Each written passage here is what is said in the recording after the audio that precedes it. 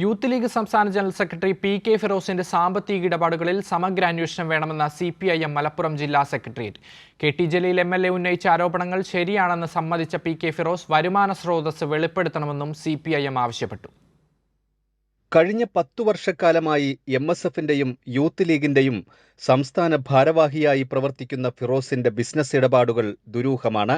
UAEയിൽ Fortune house general ട്രേഡിംഗിൽ നിന്ന് 5.25 ലക്ഷം Indian രൂപയാണ് മാസശമ്പളവും യാത്രാച്ചെലവുമായി കൈപ്പറ്റുന്നത്.